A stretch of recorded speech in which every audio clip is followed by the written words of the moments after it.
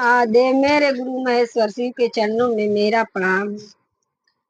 अरे हाथे काडा मरुआ लिहल अइला शिवा गुरु हो की करे लगल ना अपने शिष्या के गोहरिया हो की करे लगल ना।